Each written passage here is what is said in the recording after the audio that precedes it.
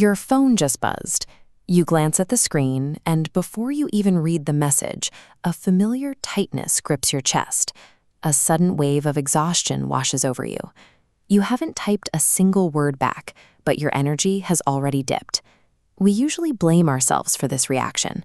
We assume we're just tired, antisocial, or failing at being a supportive friend. That physical heaviness signals your body's primitive threat detection system kicking into high gear. Evolution designed human friendship to be a biological safe harbor. These bonds regulate our nervous systems, quiet internal alarms, and lower our baseline stress. Pulling away from someone who hijacks that regulation functions as a biological survival mechanism. These relationships often operate through quiet emotional manipulation rather than overt hostility. The emotional saboteur relies on backhanded compliments and carefully targeted jabs. They exploit your specific insecurities to elevate their own status, leaving you feeling small and unhappy without ever raising their voice. The scorekeeper maintains a mental catalog of every mistake you've ever made. The moment you bring up a genuine concern, they weaponize that list, dodging accountability by making the current conflict entirely about your past flaws. This diagonizes the user.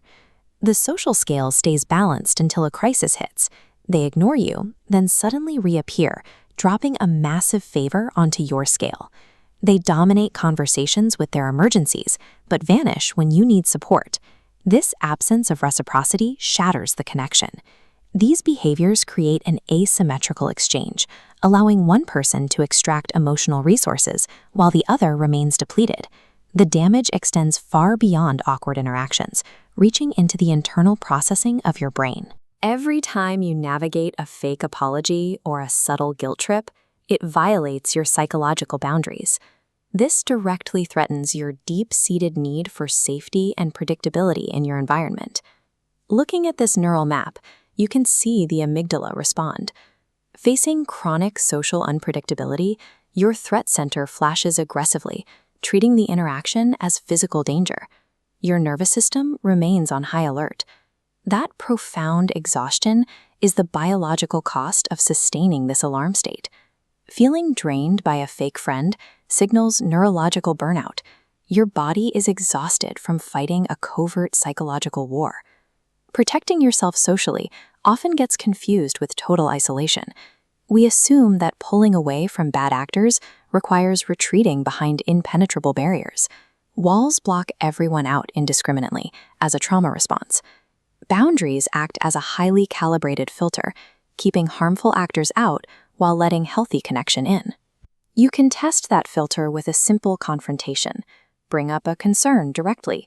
A real friend will listen and take accountability. A toxic friend will deflect, dismiss you, or pull out their historical scoreboard of your mistakes. The next step involves deliberate rumination.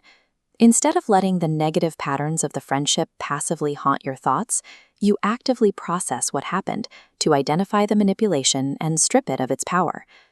Restricting access often triggers a wave of guilt. You might even feel like the villain. That guilt is a normal byproduct of finally enforcing limits you've never been allowed to set before. Ultimately, your social ledger matters.